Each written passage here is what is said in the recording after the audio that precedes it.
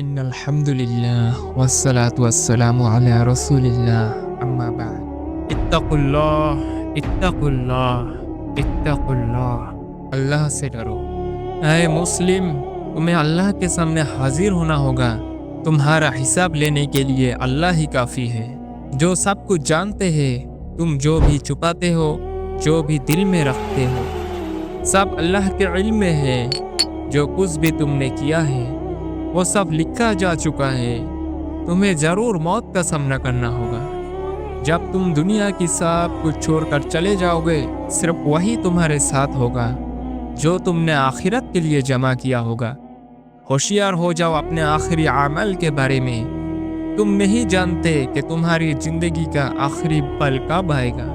کیا تم تیار ہو موت کے لیے؟ کیا تم قبر کے سوال و جواب کے لیے تیار ہو؟ کیا تم تیار ہو ہولناک قیامت کے لیے، حشر کے میدان کے لیے، حساب کتاب کے لیے، اللہ کو جواب دینے کے لیے، میزان کے لیے؟ کیا تم تیار ہو بال سے زیادہ پتلی، تلوار سے زیادہ تیز اس پل صراط کو پار کرنے کے لیے؟ خوفناک جہنم، تم خوفناک جہنم سے بچنے کے لیے عمل تو کر رہے ہو نا، جس کا ایندھن انسان اور پتھر ہے، جس کی آگ اتنی بھیانک اور گرمی کی شدت سے بھرپور ہوگی جو دل تک جلا دے گی، ایسا تپتا ہوا پانی جو انسان کے اندر سے چیر کر باہر نکل دے گا۔ وہاں کھانے کے لیے زقوم کا درخت ہوگا اور پینے کے لیے گلا ہوا پوچھ۔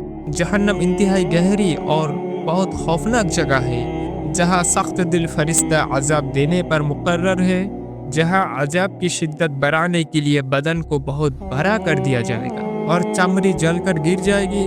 لوگ وہاں سے نکلنا چاہیں گے مگر نکل نہیں سکیں گے، موت کو پکاریں گے مگر موت نہیں آئے گی۔ یہ عذاب ہمیشہ ہمیشہ کے لیے چلتا ہی رہے گا۔ اے مسلم، آگے بڑھو اس ہمیشہ رہنے والی جنت کی طرف، جہاں صرف سکون اور خوشی ہوگی، جہاں تمہاری ہر خواہش پوری ہوگی۔ تم جو بھی چاہو گے تمہیں دیا جائے گا۔ جان لو دنیا کی چاہتے حاصل کرنا ہی اصل مقام نہیں ہے۔ جان لو دنیا کی چاہتے حاصل کرنا ہی اصل مقام نہیں ہے۔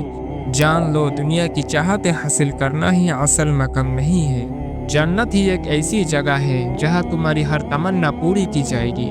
ہمیشہ جوان رہنے والے نوجوان غلام، ہمیشہ جوان رہنے والی بیویاں، لذیذ پھل، گوشت، دودھ، میٹھی شربت کی نہریں، بہترین گھر اور بستر، ہمیشہ کی راحت، ہمیشہ کا سکون۔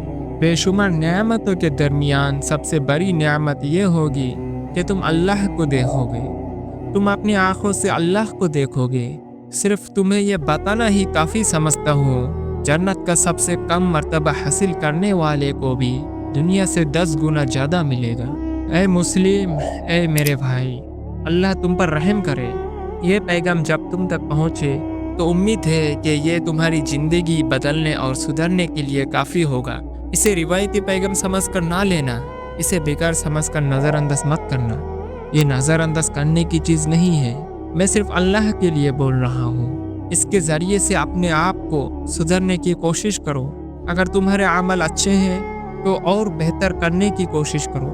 میں اللہ سے دعا کرتا ہوں کہ وہ تمہیں ایمان پر قائم رکھے، موت تک اس پر عمل کرنے کی توفیق دے۔ ہمیشہ ایمان کے ساتھ مضبوطی سے جڑے رہو، ہمیشہ ایمان کے ساتھ مضبوطی سے جڑے رہو۔